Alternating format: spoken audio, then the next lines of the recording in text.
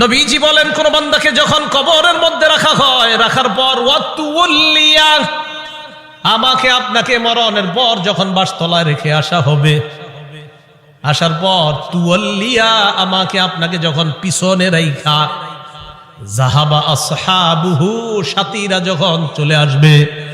একবার কল্পনা আলেন, রাতের বেলা বিছানায় যখন বালিশে যখন মাথাটা লাগানোর পর কল্পনা করেন, আমি মারা গেলাম, যাওয়ার পর বাসতলায় কোন কবরের মধ্যে আমাকে রেখে আমার আত্মীয় স্বজন চলে আসছে, ব্যাপারটা কেমন একটু চিন্তা করেন। আল্লাহ নবী কয়, কোন ব্যক্তিকে কবরের মধ্যে রাখার পর তুওয়াল্লিয়া, কবরটা পিছনে রাইখা, যাহাবা আসহাবুহু, যখন তার সাথীরা চলে আসে, বাবা চলে আসে, ভাই চলে আসে, সন্তানরা চলে আসে, আত্মীয় স্বজন সবাই চলে আসে, আল্লাহ নবী বলেন বেশি দূর যায় না, হাত্তা ইন্নাহু লা ইয়াসমাউ করআনি আলিহিম, আমরা যে হাইটা হাইটা আসি, আমাদের হাঁটার পায়ের জুতার আওয়াজগুলা ওই কবরবাসী শুনতে পায়। শুনে, কেন শুনে জানেন? ওই মুহূর্তে তার দেহের মধ্যে আত্মাটা আল্লাহ দিয়ে দেয়। কেন দেয়? ফায়াতিয়ানিহি মালাকান, দুইজন ফেরেশতা তার কাছে আসে। এটা আবু দাউদের বর্ণনা আর বুখারীর বর্ণনা। আতাহু মালাকান ফাআকআদা, আবু দাউদের বর্ণনা ফায়ুকঈদানি, দুই ফেরেশতা এসে তারে বসায়, বসানোর পর তারে প্রশ্ন করে। এর মধ্যে তিন প্রশ্নের মধ্যে একটা প্রশ্ন হলো আল্লাহ নবীর ব্যাপারে জানতে চায়, তাকে চিনুনি? ওই ব্যক্তি ইমানদার হলে যদি তিনটা জবাব সুন্দরভাবে দেয়, আর আল্লাহ নবীর ব্যাপারে যদি বলে আশহাদু আন্না মুহাম্মাদার রাসূলুল্লাহ, আমি সাক্ষী দিচ্ছি তিনি আল্লাহর রাসূল, এই কথা বলার পর ওই ব্যক্তিকে বলা হবে উনজুর ইলা মাকআদিকা মিনান নার, তুমি তোমার জাহান্নামের আসনটার দিকে তাকাও, এটা তোমার জাহান্নামের আসন। তো এই ব্যক্তি জাহান্নামের আসনের দিকে তাকাবে। এরপর বলা হবে আবদালাকাল্লাহু মাকআদাম মিনাল জান্নাহ, জাহান্নামের আসনের পরিবর্তে আল্লাহ তোমাকে জান্নাতের আসন দান করছে। আবু হুরায়রা রাদিয়াল্লাহু তাআলা আনহুর বর্ণনা, তিনি বলেন খরাজা রাসূলুল্লাহ সাল্লাল্লাহু আলাইহি ওয়াসাল্লাম যাতা ইয়াউমিন আও যাতা লাইলা, একদিন রাতে অথবা দিনে রাসূল বাসা থেকে বের হলেন। কোথা থেকে বের হইছে? রাতে বা দিনে। বের হওয়ার পর আসছে, আয়েশা দেখে ফাইদা হুয়া বিআবি বকর ওয়া উমর, নবীজি দেখে আবু বকর ওমর বসা। আবু হুরায়রা রাদিয়াল্লাহু তাআলা আনহু বলেন, নবীজি বাসা থেকে বের হয়েছে, বের হয়ে দেখে আবু বকর ওমরও বসা। এই হাদিসটা একটু মন দিয়ে সবাই শুনেন আর নিজেদের জীবনটা একটু চিন্তা করে নিন। নবীজি তাদের দুইজনকে প্রশ্ন করলেন, আবু বকর এবং ওমর, এই দুই সাহাবী, বিখ্যাত দুই সাহাবীকে প্রশ্ন করলেন, আচ্ছা তোমরা এইখানে এই মুহূর্তে কেন? মা আখরাজাকুমা ফি হাদিহিস সাআহ, এই সময়ে তোমরা এখানে কেন? অসময়ে মানে এই সময় মানে অসময়ে, আরে এই সময়ে তোমরা এখানে কেন? এই হাদিস দ্বারা বোঝা যায় সাধারণত যেই সময় মানুষ ঘর থেকে বেশি একটা বের হয় না, ওই সময়ে নবীও বের হইলেন, আবু বকরও বের হইছে, ওমরও বের হইছে। নবী বের না হইলে জিজ্ঞাসা করে গেলেন। তো আবু বকর ওমর জবাব দিলেন, আহারে কি জবাব দেয় দেখেন, ক্বালাল জুউ ইয়া রাসূলুল্লাহ, হুজুর খিদা লাগছে, ক্ষুধার কারণে বের হইছে। সম্পদ সব ছেড়ে আইছে মক্কায়, নবীর সাথে চলে আইছে মদিনায়। নবীজি যে জবাবটা দিলেন, আল্লাহ নবী বললেন আল্লাযী নাফসি বিয়াদিহি আখরাজানিল্লাযী আখরাজাকুমা। আবু বকর ওমরকে আল্লাহ নবী বলেন, আল্লাহর কসম আবু বকর ওমর, তোমরা যে ক্ষুধার কারণে বের হয়েছো, আমিও ক্ষুধার কারণে বের হইছি।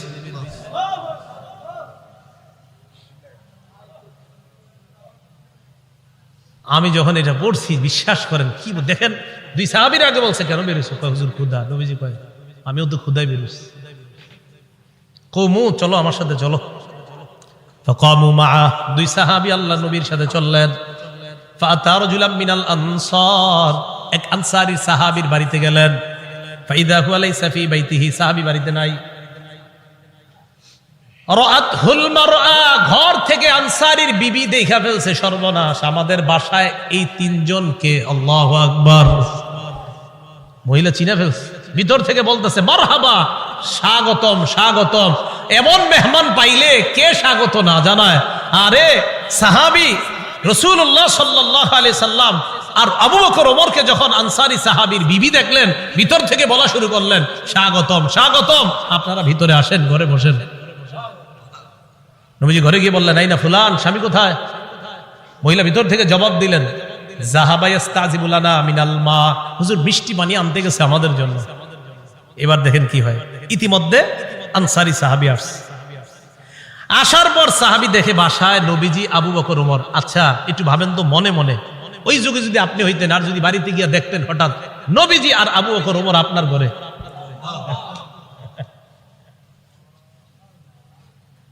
সাহাবী দেখে কি কয়, মা আহাদুল ইয়াউমা আকরামা আদিয়াফা মিন্নি। সাহাবী কয়, আজকে আমার চাইতে শ্রেষ্ঠ মেহমান, আজকে আমি যে শ্রেষ্ঠ মেহমানদেরকে পাইছি, আমার চাইতে শ্রেষ্ঠ ভাগ্যবান আর শ্রেষ্ঠ মেজবান আর কেউ নাই। আমি এমন তিনজন মেহমান পেয়েছি। তাড়াতাড়ি বাগানে গেছে, খেজুর বাগানে। যা আবিল আজ, খেজুরের ছড়ি নিয়ে আসছে, ফিহি বুসরুন আর রতবুন ওয়া ইয়াবিস, শুকনা খেজুর আছে, ভিজা খেজুর আছে, কাঁচা খেজুর আছে। আইনা কয়, যেটা মন চায় এটা খায়। আখজাল মুদিয়া, ছুরি নিছে, চাকু নিছে। নবীজি কই যাও? হুজুর পশু জবাই করতে হবে। কি জবাই করবে? মাথা মানে পেরেশান হয়ে গেছে, আমার এই তিন মেহমানকে কেমনে মেহমানদারি করবে? পশু জবাই করতে হবে। নবী কয়, ইয়াকা ওয়াল হালুব, এই তুমি আবার মাথা গরম কইরা দুধ আলু কোন পশুরে জবাই করো না। দুধ দেয় যে পশু, বর্তমানে দুধ দিতেছে, এরকম পশু জবাই করো না। জি ঠিক আছে। ফাজাবা হালাহুম, স্বাভাবিক একটা বকরি জবাই করছে। নবীজিরে গোস্ত দিয়ে, খেজুর দিয়ে, মিষ্টি পানি দিয়ে মেহমানদারি করলেন। করার পর যে কথাটা নবী বলছে, এটা বলার জন্য আপনাদেরকে লম্বা হাদিসটা শোনাইলাম। নবীজি আবু বকর ওমরকে বললেন, আবু বকর ওমর, বাহিরে আসছিলা কিভাবে বলো তো? হুজুর ক্ষুধায় আমগরে বাহিরে নিয়ে আসছে। নবীজি কয়, আবু বকর ওমরকে বললেন, এখন খাইছো? হ্যাঁ। নবীজি বললেন, লাতুস আলুন্না আন হাদা ইয়াউমাল কিয়ামাহ, এই যে খানাগুলা খাইছো না, পেট ভরছো না, এই ব্যাপারেও কিয়ামতের ময়দানে আল্লাহর কাছে জবাবদিহিতা করতে হবে। অবশ্যই অবশ্যই তোমাদেরকে এই ব্যাপারে জিজ্ঞাসা করা হবে। এই খানা খেয়ে আল্লাহর ইবাদত করছো কিনা? এই খানা খেয়ে তুমি সঠিকভাবে চলছো কিনা? আল্লাহ তোমারে খাওয়াইছে, খাওয়ানোর পর আল্লাহর হুকুম তুমি পালন করছো কিনা? এই ব্যাপারে জিজ্ঞাসা করা। বুঝাইতে চাইলাম, এই সূরা তাকাসুরের শেষে কি বলতেছে দেখেন। প্রথম দিকে বললেন সম্পদের কারণে আমারে ভুলা যাও, এরপরে বললেন কবরকে স্মরণ করো, শেষের দিকে বললেন এই নিয়ামতের ব্যাপারে জিজ্ঞাসা করব। কিন্তু আল্লাহ বলেন, আল্লাহকুমুত তাকাসুরু হাত্তা যুরতুমুল মাকাবির, সম্পদের প্রাচুর্যতা, প্রাচুর্যের প্রতিযোগিতা তোমাদেরকে আল্লাহ থেকে বিমুখ করে দিয়েছে, আল্লাহ থেকে দূরে সরায়া দিয়েছে। তাহলে আল্লাহকুম তোমাদেরকে ভুলিয়ে দিয়েছে, আত-তাকাসুর প্রাচুর্যের প্রতিযোগিতা আল্লাহ থেকে ভুলিয়ে দিয়েছে, ভুলিয়ে রেখেছে, তোমাদেরকে গাফেল করে রেখেছে। কতদিন? হাত্তা যুরতুমুল মাকাবির, কবরে যাওয়া পর্যন্ত তোমাদের এই প্রতিযোগিতা চলতেই থাকবে। কবরে যাওয়া পর্যন্ত তোমাদের এই প্রতিযোগিতা চলতেই থাকবে। তো এই কথাটা আল্লাহ পাক রব্বুল আলামিন জানিয়ে দিলেন। সহিহ বুখারীর বর্ণনা ৬৪২৫ নম্বর হাদিস। এই হাদিসটা বুঝার আগে বুঝেন, বাহরাইনের গভর্নর নবীজি যাকে বানিয়েছিলেন তার নাম আলা ইবনুল হাজরামি, নবীর এক সাহাবী। তাকে নবীজি বাহরাইন দেশের আমির বানাইলেন। বাহরাইনের নাম শুনি না আমরা? তো বাহরাইনের আমির বানাইলেন যাকে, তার নাম আলা ইবনুল হাজরামি। এই আলা ইবনুল হাজরামিকে রাসূলুল্লাহ সাল্লাল্লাহু আলাইহি সাল্লাম বাহরাইনের আমির বানায়া দিলেন। এখন বাহরাইনের সাথে রসুলের চুক্তি হয়েছে। চুক্তিটা হলো এই, বাহরাইন মুসলমানদের অধীনে থাকবে, তারা ট্যাক্স দিবে, কর দিবে, জিজিয়া দিবে। তো নবীজি কি করলেন, তার এক সাহাবীকে পাঠাইলেন বাহরাইন থেকে কর বা জিজিয়া বা ট্যাক্স নিয়ে মদিনা আসার জন্য। এতটুকু কথা বুঝছেন?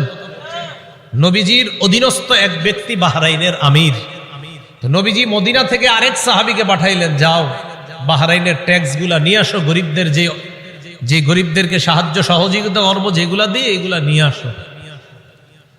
এতটুকু বুঝে থাকলে হাদিসটা বলবো, এতটুকু বুঝছি তো সবাই? আচ্ছা। আন্না রাসূলুল্লাহ সাল্লাল্লাহু আলাইহি ওয়াসাল্লাম বাআসা আবা উবাইদা ইবনুল জাররাহ ইলাল বাহরাইন ইয়াতি বিজিজিয়াতিহা। আবু উবাইদা ইবনুল জাররাহ রাদিয়াল্লাহু তাআলা আনহুকে রাসূল বাহরাইনে পাঠাইলেন ট্যাক্স আনার জন্য। বলেন তো বাহরাইনের আমির কে? আরেক সাহাবী, নাম আলা ইবনুল হাজরামি। এতটুকু দরকার, খালি একটু মনে রাখেন, এক সাহাবী আমির, আরেক সাহাবীরে পাঠাইছে সম্পদ আনতে। তো তিনি গেলেন বাহরাইন। ফাকাদিমা আবু উবাইদা বিমালি মিনাল বাহরাইন। আবু উবাইদা রাদিয়াল্লাহু তাআলা আন বাহরাইন থেকে সম্পদ নিয়ে মদিনায় আসলেন। ফাসামিআতিল আনসার বিকুদুমিহি। আবু উবাইদা যে সম্পদ নিয়ে মদিনায় আসলেন, আনসাররা টের পাইছে, জানতে পারছে যে নবীজির সাহাবী আবু উবাইদা সম্পদ নিয়ে মদিনায় আসছে। মদিনায় আসছে কখন? ফজরের নামাজের আগে। কখন? তাহলে বলেন তো, সম্পদ আনার পর উনি যে এখন প্রথম নামাজটা পড়বে, এটার নাম কোন নামাজ? ফজর নামাজ। মাশাআল্লাহ। ফাওয়াফাউ রাসূলুল্লাহ সাল্লাল্লাহু আলাইহি ওয়াসাল্লাম। আনসাররা যখন জানতে পারলেন আল্লাহর রাসূলের এক সাহাবী সম্পদ নিয়ে বাহরাইন থেকে মদিনায় আসলেন, ফাওয়াফাউ সালাতাস সুবহি মা রাসূলিল্লাহি সাল্লাল্লাহু আলাইহি ওয়াসাল্লাম। আনসাররা আল্লাহর রাসূলের সাথে ফজরের নামাজে শরীক হয়।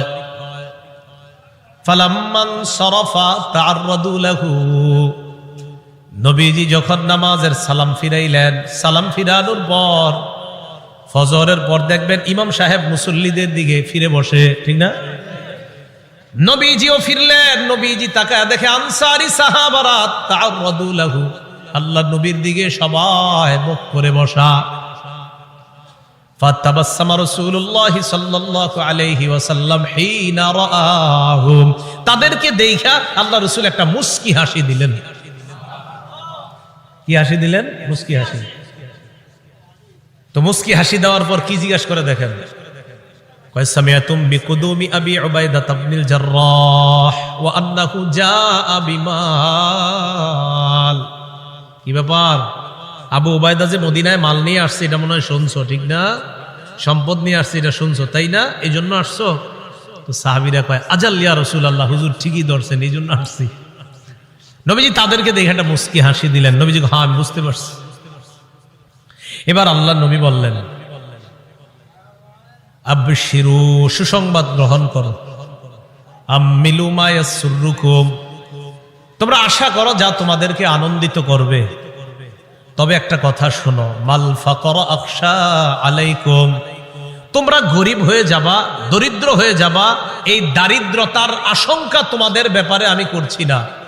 ওয়ালাকিন আখশা আলাইকুম আন তুবসাতা আলাইকুমুদ দুনিয়া কামা বুসিতাত আলা মান কানা ক্বাবলাকুম, তবে আমি আশঙ্কা করছি দুনিয়া তোমাদের সামনে এমন ভাবে বিছায়া দেওয়া হবে যেমন অতীত জামানার মানুষের সামনে দুনিয়া বিছায়া দেওয়া হয়েছে। প্রচুর সম্পদের মালিক হবা তোমরা, এটা আমার আশঙ্কা। আমি এই আশঙ্কা করি না তোমরা গরিব হবা, বরং আমি এই আশঙ্কা করছি অতীতের মানুষের মতো তোমাদের প্রচুর সম্পদ হবে। তারপর কি আশঙ্কা করি জানো? ফাতানাফাসুহা কামা তানাফাসুহা, আমার আশঙ্কা তারা যেমন সম্পদের প্রতিযোগিতা করছে তোমরাও সম্পদের প্রতিযোগিতা করবা, এটা আমার আশঙ্কা। রাসূলুল্লাহ সাল্লাল্লাহু আলাইহি সাল্লাম এই কথা বলার পর শেষের দিকে বলেন, শোনো তোমরা, আমি যে আশঙ্কা করছি তোমরা সম্পদের প্রতিযোগিতা করবা, অতীত জামানার মানুষের মতো সম্পদের প্রতিযোগিতা করবা, এক পর্যায়ে সম্পদ কি করবে তোমাদেরকে জানো? নবীজি বলেন, ফাতুলহিয়াকুম কামা আলহাতুহুম, সম্পদ যেমন তাদেরকে আল্লাহ ভুলাইয়া দিছে, তোমাদেরকেও তোমাদের সম্পদ আল্লাহ থেকে দূরে সরাইয়া দিবে। নাউজুবিল্লাহ। হাদিস দ্বারা বোঝা যায় সম্পদ বেশি হওয়া দোষের না, কিন্তু সম্পদ বেশি হইলে যদি আল্লাহরে ভুলে যায় মানুষ, এটা দোষের। সম্পদ বেশি হয়ে যদি কারে ভুলে যায়? সম্পদ দিছে কে? এখন আল্লাহ ভুলে গেছে। নবীজি বলেন, আমার আশঙ্কা অতীত জামানার মানুষ যেমন সম্পদ পেয়ে প্রতিযোগিতায় নাইমা আল্লাহরে ভুলে গেছে, তোমরাও আল্লাহকে ভুলে যাবা, এটা আমার আশঙ্কা। আল্লাহ আমাদেরকে হেফাজত করেন। তো এই কথাটাই আল্লাহ বললেন, আল্লাহকুমুত তাকাসুর, সম্পদের প্রাচুর্যের প্রতিযোগিতা তোমাদেরকে আল্লাহর ইবাদত থেকে দূরে সরে রাখছে, গাফেল করে রাখছে। কতদিন জানো? হাত্তা জুরতুমুল মাকাবির, কবরে যাওয়া পর্যন্ত এই অবস্থা চলবে। মুসলিম শরীফের একটা হাদিস শুনেন, আমাদের মাদ্রাসার পাঠ্যপুস্তক অনুসারে 2958 নম্বর হাদিস, আর যারা মোবাইলে পকেটে রাখেন এই মোবাইল অনুযায়ী 7310 নম্বর হাদিস। আবার কইলা মিলেনি আছে অনেকে। তো মুসলিম শরীফের আপনারা যারা মোবাইলে অ্যাপস চালান সেটাতে 7310 দেখেন মিলবে 100%। আর আমাদের মাদ্রাসার পাঠ্যপুস্তক অনুসারে 2958 নম্বর হাদিস।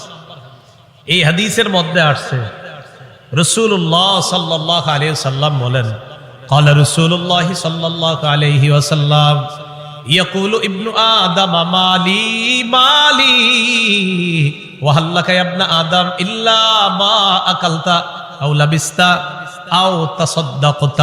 হাদিসটা মন দিয়ে শুনেন, আগে আমার সাথে বলেন। আদম সন্তান কয় আমার সম্পদ, আমার সম্পদ। নবীজি কয় তোমার সম্পদ, তোমার সম্পদ। একজনে কয় আমার বাড়ি আছে, আমার গাড়ি আছে, আমার মার্কেট আছে, আমার 10টা দোকান আছে। আদম সন্তান এগুলা বলে। নবীজি কয় থুর মিয়া, তোমার মাত্র 3টা জিনিস আছে। না আমরা কই আমার 10 কাঠা জায়গা আছে, 20 বিঘা জমিন আছে। নবী কয় 3টা জিনিস আছে। এবার মন দিয়ে শোনেন হাদিসটা। বলেন আমরা বলি আমাদের এটা আছে সেটা আছে, নবী কয় সম্পদ 3টা। বলেন কয়টা? 3টা। قال رسول الله صلى الله عليه وسلم يقول ابن آدم مالي مالي, আদম সন্তান কয় আমার সম্পদ, আমার সম্পদ। وهل لك يا ابن آدم من مالك إلا ما أكلت فأفنيت, ও আদম সন্তান তোমার 3টা সম্পদ। 1 নাম্বার সম্পদ যা খাইলা, খাওয়ার পর শেষ করলা, পিছনের রাস্তা দিয়ে বের করলা, এটা তোমার 1 নাম্বার সম্পদ। যা খাইছেন এটাই সম্পদ, এটাই তো সম্পদ। 2 নাম্বার আউলা বিস্তাফা আবলাইতা, কাপড় পরতে পরতে পুরাতন হয়ে গেছে অথবা খাটো হয়ে গেছে, ছিঁড়ে গেছে, এখন আর পরো না, এই কাপড়ই তোমার সম্পদ। 3 নাম্বার আও তাসাদদাকতা ফাআমজাইতা, সদকা করতে করতে কিছু সম্পদ তুমি কমিয়েছিলা, তোমার মনে হচ্ছে তোমার সম্পদ কমে গেছে, আমি নবী বলে গেলাম তোমার এই সম্পদটা কমে নাই, এটাও তোমার সম্পদ, মরণের পর আল্লাহর কাছে পেয়ে যাইবা। সম্পদ কয়টা?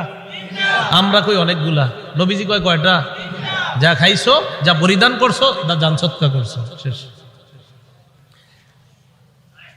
আমাকে আপনাকে যখন কবরে নিবে, মনে করেন আগামীকালও যদি আমি আপনার কেউ মারা যাই, একটু পরে যদি আমাদের কেউ মারা যায়, বাসতলায় যখন আমাদেরকে এলাকাবাসী নিয়ে যাবে, নবীজি কয় জানো তোমার লাশের সাথে 3টা জিনিস কবর পর্যন্ত যায়। বলেন কয়টা? 3টা।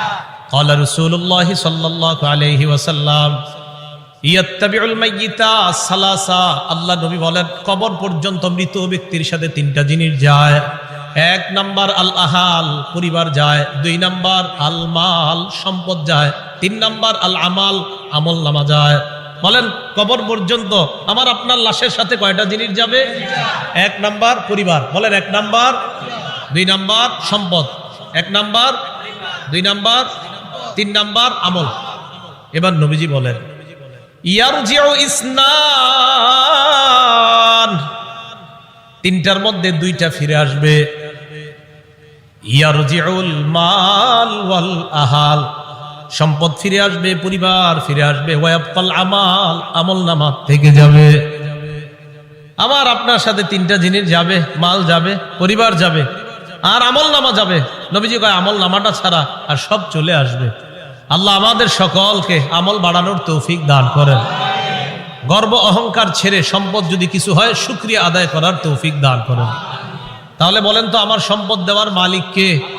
সম্পদ পেয়ে মালিককে ভুলে যাওয়া যাবে?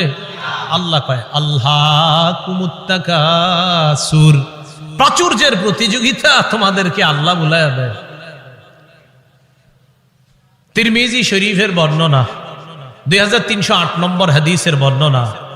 এই হাদিসের মধ্যে আছে কানা উসমান ইবনে আফফান রাদিয়াল্লাহু তাআলা আন ইযা ওয়াকাফা আলা কবরিন বাকা।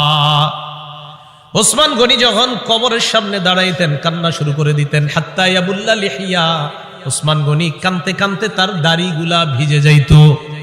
কিসের সামনে দাঁড়ায়? ফাকিলা লাহু, ওসমানকে বলা হলো তাজকুরুল জান্নাতা ওয়ান নার, আপনি জান্নাতের আলোচনা করেন, জাহান্নামের আলোচনা করেন। ওয়ালা তাবকি, তখন তো কান্দেন না।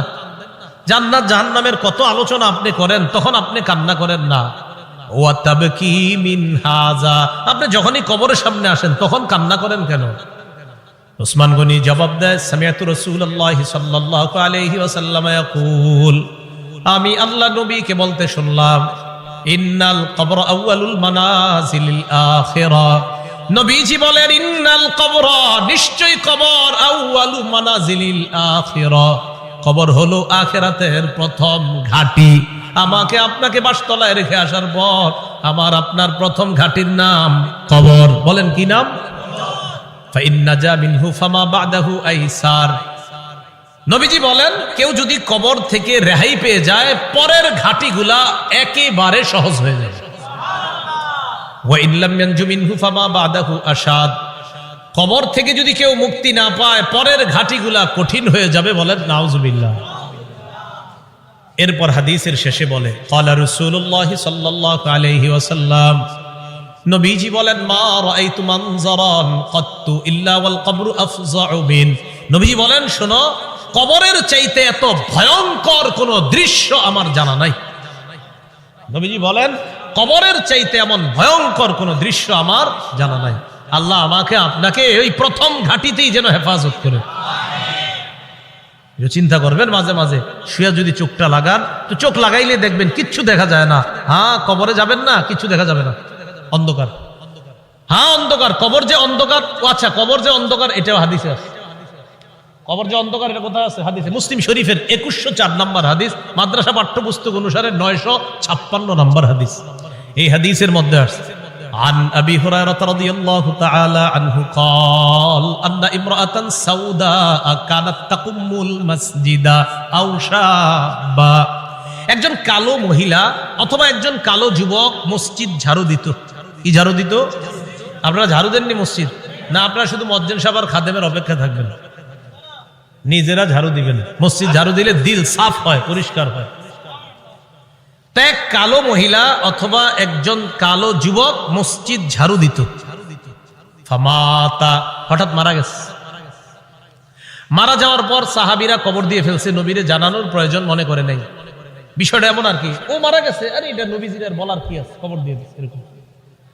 নবীজি সাল্লাল্লাহু আলাইহি সাল্লাম প্রশ্ন করলেন, আচ্ছা ওই কালো মহিলাটা না কালো যুবকটা, হয়তো মহিলা হতে পারে না হয় যুবক, আচ্ছা ওই কালো যুবকটাকে দেখছি না কেন, কোথায় ওটা ঝাড়ু যে দেয়? সাহাবীগণ বললেন, হুজুর সে তো মারা গেছে। আচ্ছা মারা গেছে মানে? আফালা কুনতুম আযানতুমুনি, তো আমাকে জানাবা না তোমরা? হাদিসের মধ্যে আছে কান্নাহুম সাগগারু আমরাহা আও আমরা, সাহাবীরা বিষয়টা হালকা মনে করছে, তাই নবীরে জানায় না যে হুজুর একজন মারা গেছে, ঝাড়ু দিত, কবর দিয়েছে। নবীজি কো, আমারে জানাইলা না কেন তোমরা? দুল্লুনি আলা কবরিহা আও আলা কবরিহি, তাড়াতাড়ি তার কবর আমারে দেখাও, নিয়ে যাও।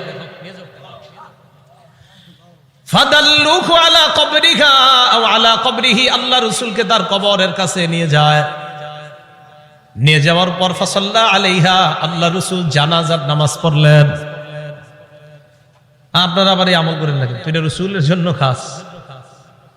জানাজার নামাজ পড়ার পর আল্লাহ নবী বললেন, ইন্না হাদিহিল কুবুর মামলুআতুন যুলমান আলা আহলিহা। আল্লাহ নবী বললেন, এই কবরগুলা অন্ধকারে পরিপূর্ণ। নবীজি বললেন, এই কবরগুলা অন্ধকারে পরিপূর্ণ। কবরগুলা বলেন অন্ধকারে, কবরগুলা একবার ভাবেন, চোখটা বন্ধ করে, অন্ধকার, কিচ্ছু দেখা যায় না। আল্লাহ নবী কয় এই কবরগুলা অন্ধকারে পরিপূর্ণ। হ্যাঁ, আমি আশা করি আমি আজকে নামাজ পড়ার কারণে আল্লাহ তাদের কবরগুলা আলোকিত করে দিবে।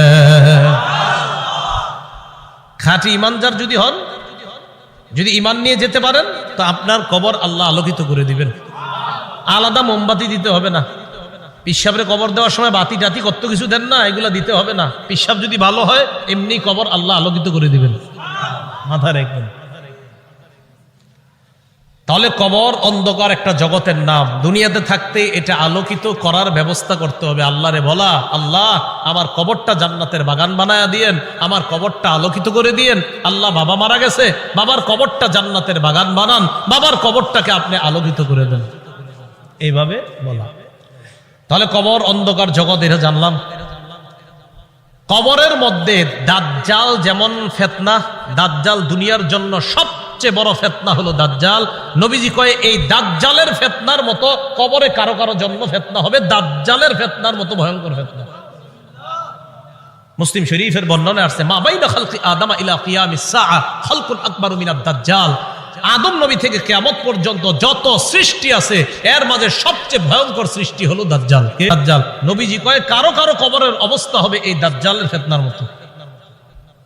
সহিহ বুখারীর বর্ণনা 922 নম্বর হাদিস। এই হাদিসের বর্ণনাকারী আসমা বিনতে আবু বকর রাদিয়াল্লাহু তাআলা আনহা। দিয়ে আপনাদেরকে একটু পরীক্ষা করি, আলেমরা চুপ থাকবেন, অন্যরা বলবেন। আমি হাদিসটা পড়ার পর আপনাদেরকে জিজ্ঞাসা করবো একটা কথা, মন দিয়ে আগে শোনেন, তাহলে সবাই জ্ঞানীরা সচেতন ভাবে জবাব দিতে পারবেন। আগে শোনেন কি বলি, দেখেন আমি পড়ি।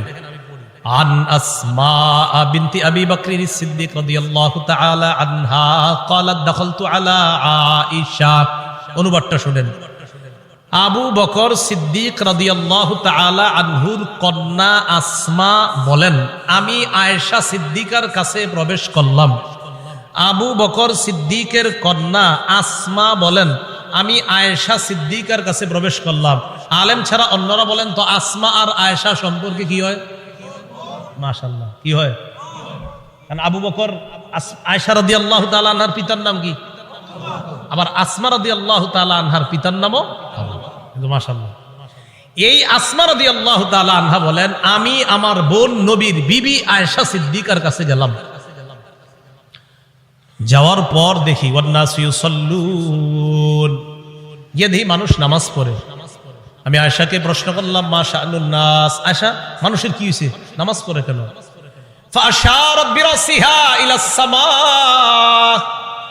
আম্মা জান আয়েশা মাথা দিয়ে আসমানের দিকে ইশারা করলেন, এমনি ইশারা করলেন, মুখে কিছু কয় না। তো আসমা রাদিয়াল্লাহু তাআলা আনহা বলেন, আয়াতুন, কোন নিদর্শন দেখা গেছে আসমানে? আয়েশা রাদিয়াল্লাহু তাআলা আনহা বলেন, হ্যাঁ আসমানে একটা নিদর্শন দেখা গেছে। কি নিদর্শন? অন্য হাদিস দ্বারা বোঝা যায় সূর্য গ্রহণ লাগছে। কি লাগছে? সূর্য। তাই নবীজি নামাজ পড়তেছে। তো আসমা রাদিয়াল্লাহু তাআলা আনহা বলেন, আমরা যারা নারীরা ছিলাম আমরা একদম পিছনে, সবাই ওখানে আছে। হয় নবীজি নামাজটা এত লম্বা করলেন, ফাতালা রাসূলুল্লাহ সাল্লাল্লাহু আলাইহি সাল্লাম, নবীজি নামাজ এত দীর্ঘ করলেন, হাত্তা তাজাল্লানিল গাশিয়ু, আমি বেহুশ হয়ে গেছি। আচ্ছা কি পরিমাণ লম্বা হইলে একজন মানুষ বেহুশ হয়ে যায় বলেন?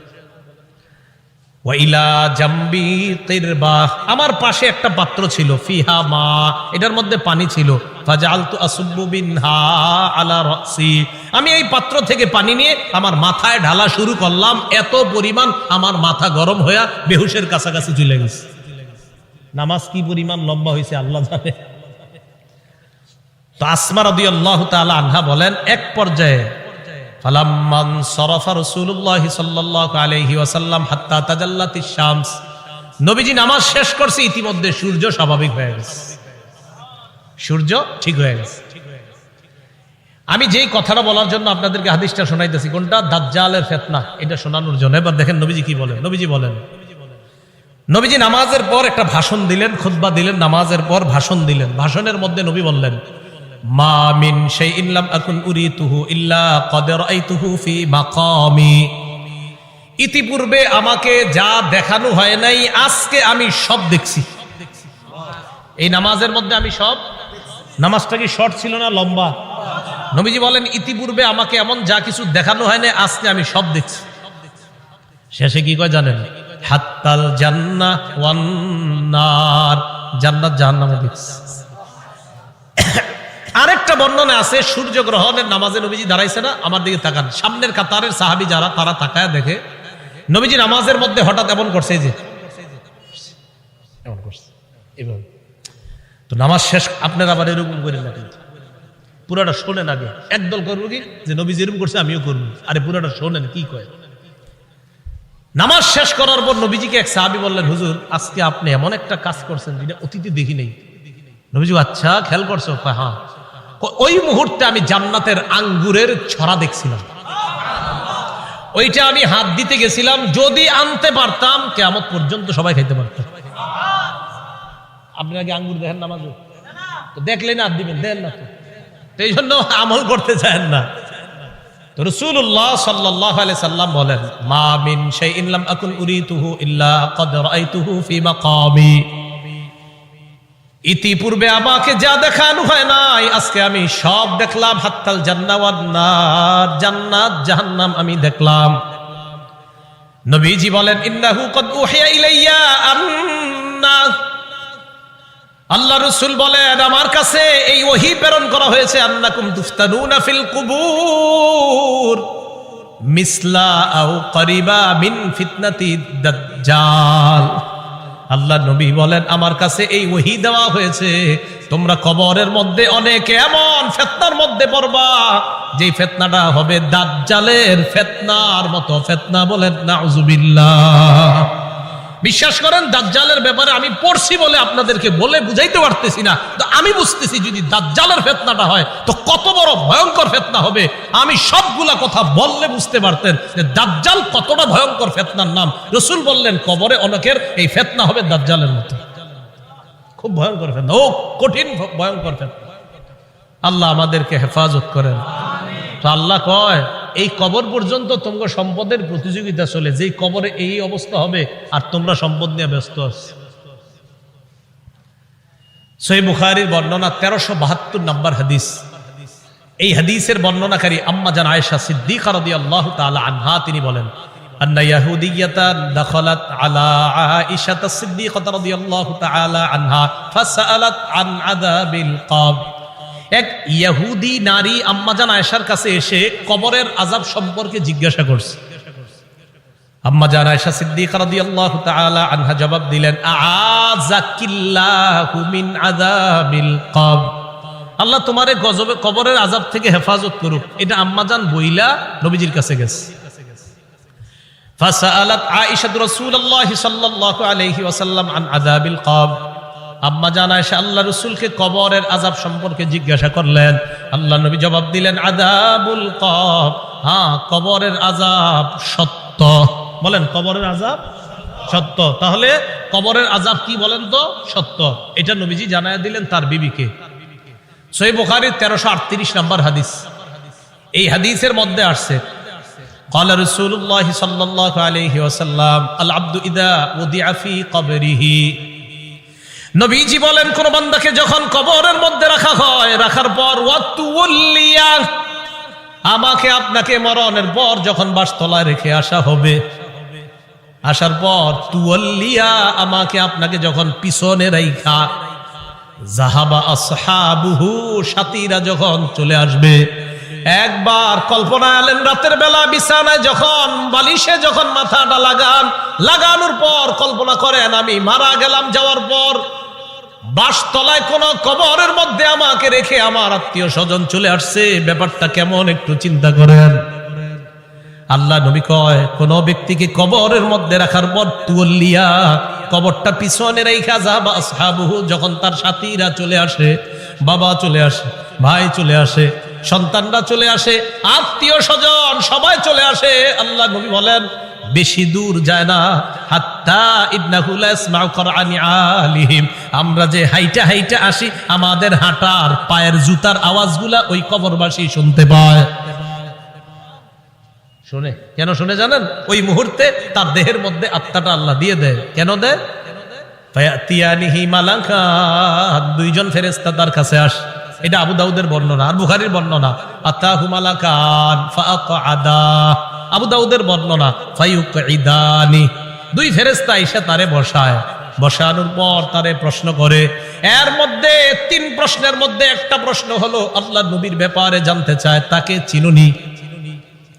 ওই ব্যক্তি ইমানদার হলে যদি তিনটা জবাব সুন্দরভাবে দেয়, আর আল্লাহ নবীর ব্যাপারে যদি বলে আশহাদু আন্না মুহাম্মাদার রাসূলুল্লাহ, আমি সাক্ষী দিচ্ছি তিনি আল্লাহর রাসূল, এই কথা বলার পর ওই ব্যক্তিকে বলা হবে উনজুর ইলা মাকআদিকা মিনান নার, তুমি তোমার জাহান্নামের আসনটার দিকে তাকাও, এটা তোমার জাহান্নামের আসন। তো এই ব্যক্তি জাহান্নামের আসনের দিকে তাকাবে।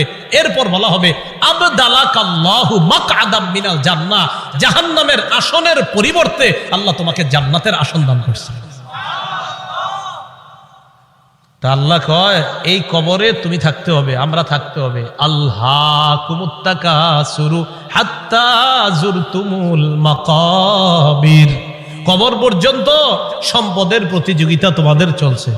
সূরা মুনাফিকুনে আল্লাহ বলেন ইয়া আইয়ুহাল্লাযীনা আমানু লা তুলহিকুম আমওয়ালুকুম ওয়ালা আওলাদুকুম আন যিকরিল্লাহ, হে ঈমানদারগণ, লা তুলহিকুম আমওয়ালুকুম ওয়ালা আওলাদুকুম, তোমাদের সম্পদ, তোমাদের সন্তান যেন তোমাদেরকে আল্লাহ থেকে গাফেল করে না দেয়, আল্লাহ থেকে তোমাদেরকে অলস করে না দেয়, আল্লাহকে যেন ভুলিয়ে না দেয়।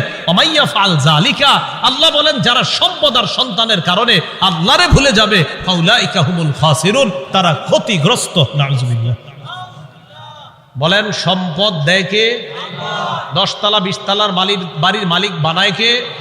হ্যাঁ, 10 তলা 20 তলা হালাল পন্থায় হওয়াটা দোষের না, দোষ কোনটা? যে আল্লাহ মালিক বানাইছে তাকে ভুলে যাওয়া। বুঝে আসছেনি? তো আল্লাহ কয় তোমাদের এই প্রতিযোগিতা চলবে কবর পর্যন্ত। কতদিন? কবর পর্যন্ত।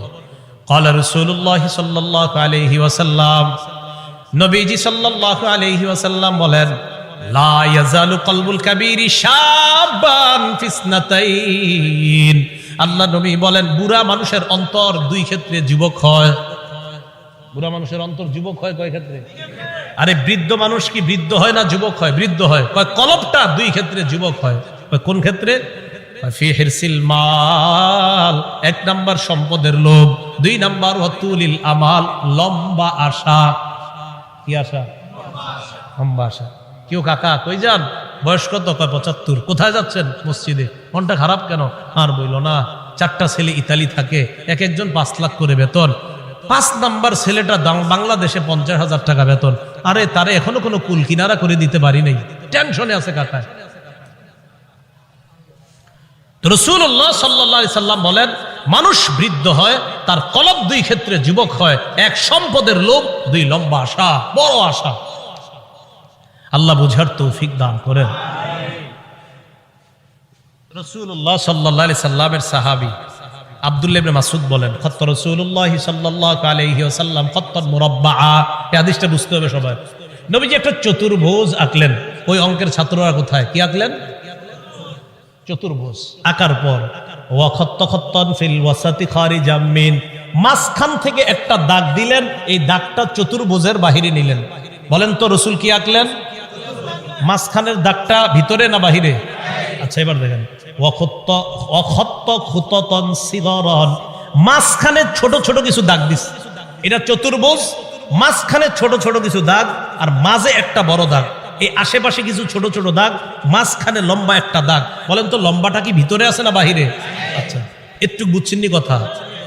সুম্মা ক্বালা রাসূলুল্লাহ সাল্লাল্লাহু আলাইহি ওয়াসাল্লাম, নবীজি বলেন হাদাল ইনসান, মাঝখানের দাগটা হলো মানুষ।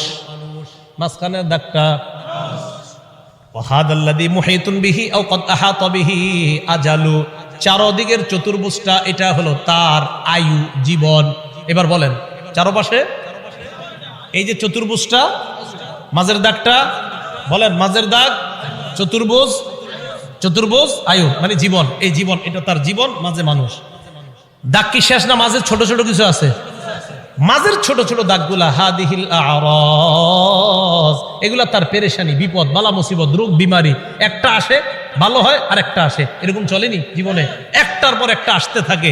এই আসতে আসতে এক পর্যায়ে আবার জিজ্ঞাসা করছি চারদিকের দাগ, মাঝের দাগ, ছোট্ট ছোট্ট দাগগুলা বালা মুসিবত, বিপদ আপদ, ব্যস্ততা।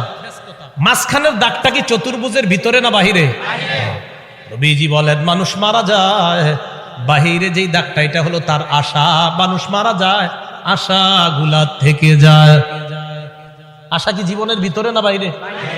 এই যে মানুষ, ওর আশা হলো এত বড়, ও হলো একটু। এবার বাহিরে যেটা এটা হলো ওর আশা। নবীজি কয় মানুষের জীবন এতটুকু, মানুষটা এতটুকু, ওর আশা এতটুকু, ও মারা যায় আশাগুলা থেকে যায়। ভাই বুঝছেন নি আপনারা? আচ্ছা, তো আল্লাহ পাক রব্বুল আলামিন বলেন আলহাকুমুত তাকাসুর হাত্তা জুরতুমুল মাকাবির, কবর পর্যন্ত এই সম্পদের প্রতিযোগিতা, প্রাচুর্যের প্রতিযোগিতা তোমাদের চলতেই থাকে। আল্লাহ আমাদেরকে কবরের প্রস্তুতি নেওয়ার তৌফিক দান করেন। আচ্ছা, এরপরে দেখেন কি বলে, কাল্লা সাউফা তা'লামুন সুম্মা কাল্লা সাউফা তা'লামুন, অপেক্ষায় থাকো, অচিরেই জানতে পারবা, অবশ্যই অচিরেই জানতে পারবা। কাল্লা লাউ তা'লামুনা ইলমাল ইয়াকিন, আল্লাহ বলেন যদি নিশ্চিত জ্ঞানে জানতা লাতারাউন্নাল জাহিম, স্বচক্ষে জাহান্নাম দেখতে পাবা। আল্লাহ বলেন লাতারাউন্না, অবশ্যই অবশ্যই জাহান্নাম দেখবা। সুম্মা লাতারাউন্নাহা আইনাল ইয়াকিন, নিশ্চিত চোখে জাহান্নাম দেখবা। এরপর আল্লাহ বলেন সুম্মা লাতুসআলুন্না ইয়াউমা ইযিন আনিন নাঈম, এরপর তোমাদেরকে নিয়ামত সম্পর্কে জিজ্ঞাসা করা হবে। আল্লাহ বলেন অবশ্যই অবশ্যই তোমাদেরকে প্রতিটা নিয়ামতের কথা জিজ্ঞাসা করা হবে। আঙ্গুল, চোখ, কান, নাক, হাত, পা, প্রত্যেকটা অঙ্গের ব্যাপারে জিজ্ঞাসা করা হবে। ইন্নাস সামআ ওয়াল বাসারা ওয়াল ফুআদা, আল্লাহ বলেন কান শ্রবণ শক্তি, ওয়াল বাসর দৃষ্টি শক্তি, ওয়াল ফুআদা অন্তঃকরণ, সবগুলাকে কাঠগড়ায় দাঁড়াতে হবে, সবগুলাকে জিজ্ঞাসা করা হবে। এগুলার ব্যাপারে তোমাকে কাঠগড়ায় দাঁড়াতে হবে, তোমাকে জিজ্ঞাসা করা হবে সঠিকভাবে এগুলা খরচ করছো কিনা। এবার একটা হাদিস শুনেন, বলেন তো নেয়ামতের ব্যাপারে জিজ্ঞাসা করা হবে কিনা? আজকে রাতে ভাত খাইছে, খাবার, রাতের খাবার কারা কারা খাইছেন হাত তোলেন। অন্যরা খান নাই রাতের খাবার? মাশাআল্লাহ, খাবেন ইনশাআল্লাহ নাকি? দুপুরের খাবার কারা কারা খাইছেন? ঠিক আছে, হাত নামান, ব্যাস একটা হইলেই হইছে। এবার হাদিস শুনেন, মুসলিম শরীফের 4208 নম্বর হাদিস। আবু হুরায়রা রাদিয়াল্লাহু তাআলা আনহুর বর্ণনা, তিনি বলেন খরাজা রাসূলুল্লাহ সাল্লাল্লাহু আলাইহি ওয়াসাল্লাম যাতা ইয়াউমিন আও যাতা লাইলা, একদিন রাতে অথবা দিনে রাসূল বাসা থেকে বের হলেন। কোথা থেকে বের হইছে? রাতে বা দিনে। বের হওয়ার পর আসছে, আয়েশা দেখে ফাইদা হুয়া বিআবি বকর ওয়া উমর, নবীজি দেখে আবু বকর ওমর বসা। আবু হুরায়রা রাদিয়াল্লাহু তাআলা আনহু বলেন নবীজি বাসা থেকে বের হয়েছে, বের হয়ে দেখে আবু বকর ওমরও বসা। এই হাদিসটা একটু মন দিয়ে সবাই শুনেন আর নিজেদের জীবনটা একটু চিন্তা করেন। নবীজি তাদের দুইজনকে প্রশ্ন করলেন, আবু বকর এবং ওমর, এই দুই সাহাবী, বিখ্যাত দুই সাহাবীকে প্রশ্ন করলেন, আচ্ছা তোমরা এইখানে এই মুহূর্তে কেন? মা আখরাজাকুমা ফি হাদিহিস সাআ, এই সময়ে তোমরা এখানে কেন? অসময়ে মানে এই সময় মানে অসময়ে, আরে এই সময়ে তোমরা এখানে কেন?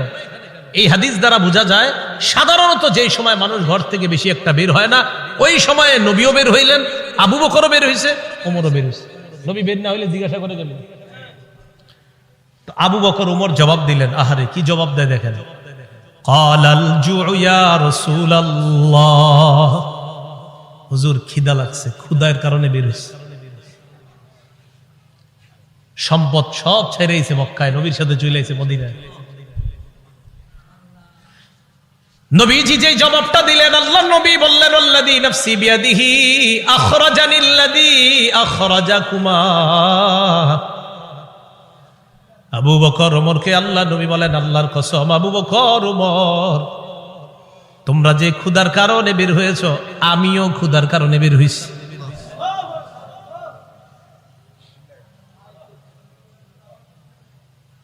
আমি যখন এটা পড়ছি, বিশ্বাস করেন, কি দেখেন দুই সাহাবীর আগে বলছে কেন বেরোছো? হুজুর ক্ষুধা। নবীজি কয় আমিও তো ক্ষুধায় বেরোছি। কওমু, চলো আমার সাথে চলো। ফাকামু মাআ, দুই সাহাবী আল্লাহ নবীর সাথে চললেন। ফাআতা রাজুলাম মিনাল আনসার, এক আনসারী সাহাবীর বাড়িতে গেলেন। ফাইদা হুয়া লাইসা ফি বাইতিহি, সাহাবী বাড়িতে নাই। রাআতহুল মারআ, ঘর থেকে আনসারীর বিবি দেখা ফেলছে, সর্বনাশ, আমাদের বাসায় এই তিনজনকে, আল্লাহু আকবার, মহিলা চিনা ফেলছে। ভিতর থেকে বলতেছে মারহাবা, স্বাগতম স্বাগতম। এমন মেহমান পাইলে কে স্বাগত না জানায়?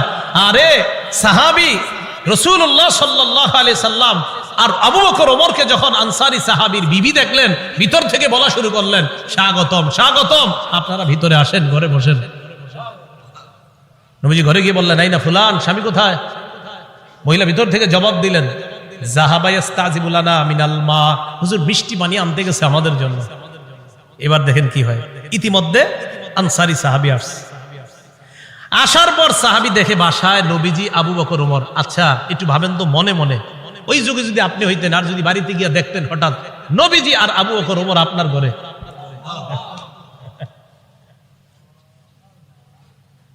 সাহাবী দেখে কি কয়, মা আহাদুল ইয়াউমা আকরামা আদিয়াফা মিন্নি।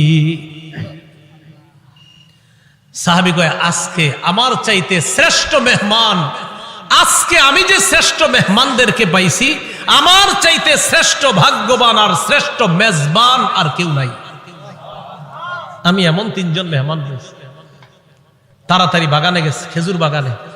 যা আবিল আজ, খেজুরের ছড়ি নিয়ে আসছে। ফিহি বুসরুন আর রতবুন ওয়া ইয়াবিস, শুকনা খেজুর আছে, ভিজা খেজুর আছে, কাঁচা খেজুর আছে। আইনা কয়, যেটা মন চাই এটা খাই।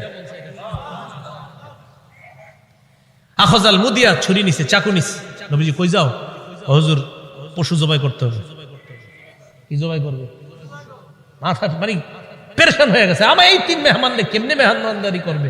পশু জবাই করতে হবে। নবী কয়, ইয়াকা ওয়াল হালুব, এই তুমি আবার মাথা গরম কইরা দুধালু কোন পশুরে জবাই করো না। দুধ দেয় যে পশু, বর্তমানে দুধ দিতেছে, এরকম পশু জবাই করো না। জি ঠিক আছে। ফাযাবাহা লাহুম, স্বাভাবিক একটা বকরি জবাই করছে। নবীজিরে গোস্ত দিয়ে, খেজুর দিয়ে, মিষ্টি পানি দিয়ে মেহমানদারি করলেন। করার পর যে কথাটা নবী বলছে, এটা বলার জন্য আপনাদেরকে লম্বা হাদিসটা শুনাইলাম। নবীজি আবু বকর ওমরকে বললেন, আবু বকর, ওমর বাহিরে আসছিলা কিভাবে বলো তো?